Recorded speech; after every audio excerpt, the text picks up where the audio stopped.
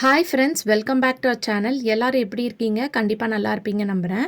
இன்றைக்கி நம்ம சேனலில் டே டு டே லைஃப்பில் நம்ம எல்லாருக்குமே ரொம்ப யூஸ்ஃபுல்லாக இருக்கக்கூடிய கிச்சன் டிப்ஸ் அண்ட் ட்ரிக்ஸ் தான் ஷேர் பண்ணியிருக்கேன். ஸோ வீடியோ இன்ட்ரெஸ்டிங்காக இருக்கும், ஸ்கிப் பண்ணாமல் ஃபுல்லாக பாருங்கள். அதுக்கு முன்னாடி நீங்கள் இப்போ தான் நம்ம சேனலை ஃபஸ்ட் டைம் பார்க்குறீங்கன்னா இப்போவே சப்ஸ்கிரைப் பண்ணிக்கோங்க, கூட இருக்க பெல் சிம்லையும் கிளிக் பண்ணிக்கோங்க.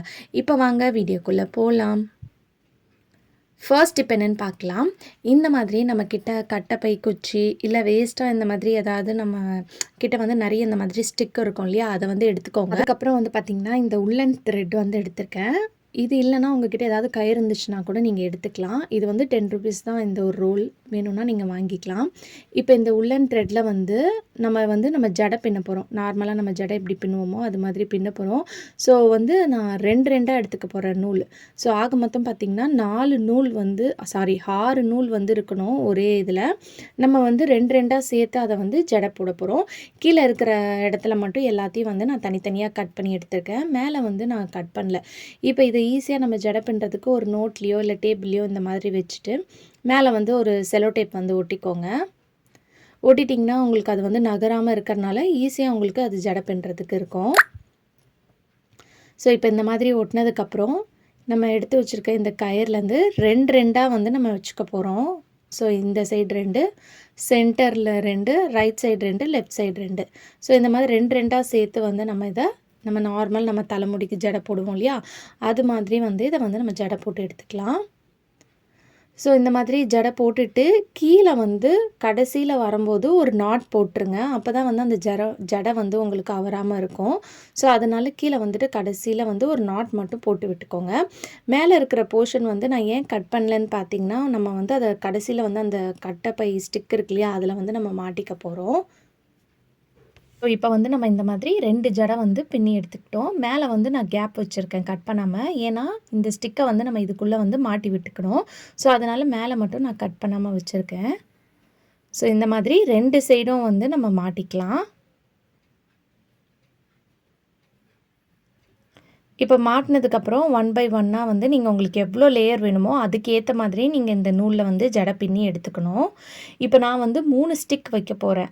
ஸோ அதனால் நான் இந்த அளவுக்கு எடுத்திருக்கேன். நீங்கள் வந்து இதில் 4 ஸ்டிக் 5 ஸ்டிக் எவ்வளோ வேணால் எடுத்துக்கலாம். இது சூப்பரான ஆர்கனைசர் தான் நம்ம ரெடி பண்ணியிருக்கோம். இப்போ இதை வந்து நான் ஃபெவிஸ்டிக் யூஸ் பண்ணி இந்த மாதிரி நான் வீடியோவில் காட்டும்போது உங்களுக்கு புரியும். இந்த கட்டைப்பையை சுற்றி வந்து பார்த்திங்கன்னா நான் ஒட்டி விட்டுக்கிறேன். ஸோ அந்த த்ரெட்டை வச்சே வந்து நான் இந்த மாதிரி ஒட்டி விட்டுக்கிறேன். நீங்கள் இந்த ஜடையை வந்து இன்னும் பெருசாக பின்னினீங்கன்னா அது ஹோல்ஸ்குள்ளேயே நீங்கள் இந்த ஸ்டிக்கை வந்து விட்டுக்கலாம். இல்லை ஸ்டிக்ஸ் கொஞ்சம் மெலிசாக இருந்துச்சுன்னா கூட நீங்கள் அந்த ஹோல்ஸ்குள்ளேயே விட்டுக்கலாம். இப்போ வந்து பார்த்திங்கன்னா ஃபஸ்ட்டுக்கும் செகண்டுக்கும் நான் கொஞ்சம் பெரிய கேப் விட்டுருக்கேன். 2வது இருக்கிறது 2மே வந்து கொஞ்சம் கேப் விட்டு நான் இந்த மாதிரி ஒட்டிக்கிறேன்.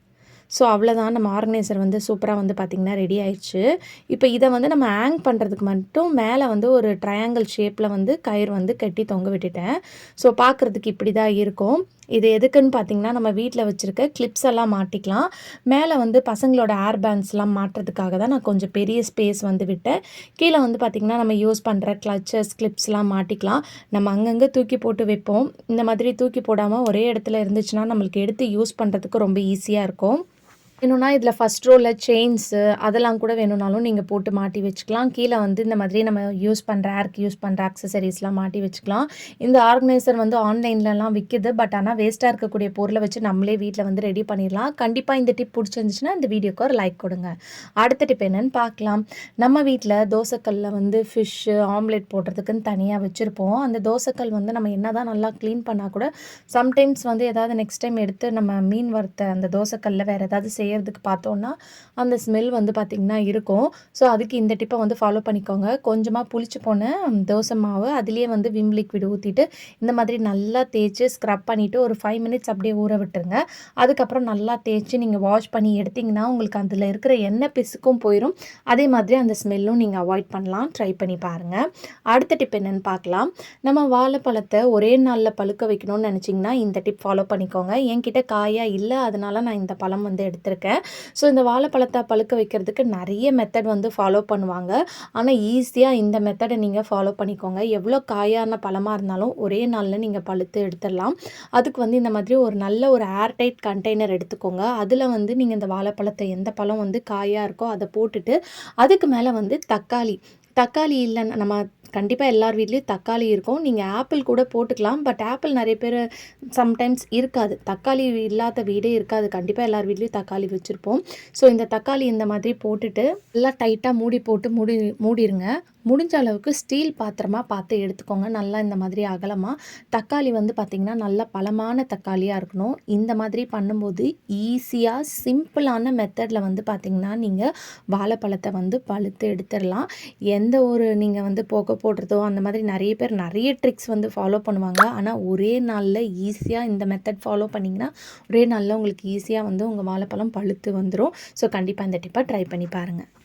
அடுத்த டிப் என்னென்னு பார்க்கலாம். இந்த மாதிரி நெயில் பாலிஷ் நம்ம கடைக்கு போகும்போதெல்லாம் நம்மளுக்கு நெயில் பாலிஷ் ரொம்ப பிடிச்சிருந்துச்சுன்னா ஒன்று வாங்கிட்டு வந்து வச்சுருவோம். பட் ஆனால் அது நம்ம 1 டைம் 2 டைம்ஸ் தான் யூஸ் பண்ணியிருப்போம். அதுக்குள்ளேயே வந்து பார்த்திங்கன்னா அது ரொம்ப வந்து கட்டி பிடிச்ச மாதிரி இருக்கும்.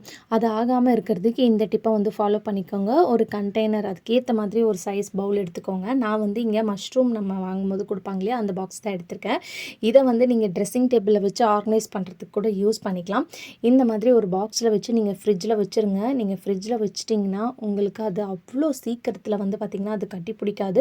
அப்படியே கட்டி பிடிச்சாலும் நீங்கள் கொஞ்சமாக சுடு தண்ணி வச்சுட்டு அந்த சுடு தண்ணியில் இந்த நெயில் பாலிஷை போட்டு வச்சுட்டு ஒரு 5 மினிட்ஸ் போட்டு வச்சுட்டு அதுக்கப்புறம் நீங்கள் யூஸ் பண்ணுங்கள். நார்மலாயிரும். இந்த மாதிரி நீங்கள் ஃப்ரிட்ஜில் வச்சிங்கன்னா உங்களுக்கு அந்த ப்ராப்ளம் வராது. கண்டிப்பாக ட்ரை பண்ணி பாருங்கள். அடுத்த டிப் என்னென்னு பார்க்கலாம். அதுக்கு வந்து நான் இங்கே மஷ்ரூம் பாக்ஸ் தான் 2 எடுத்திருக்கேன். இப்போ இந்த 2 மஷ்ரூம் பாக்ஸை வந்து நம்ம சூப்பரான விஷயத்துக்கு யூஸ் பண்ணிக்கலாம். அதுக்கு வந்து செலோ டேப் எடுத்துக்கோங்க. கொஞ்சமாக செலோ டேப் கட் பண்ணி எடுத்துக்கோங்க.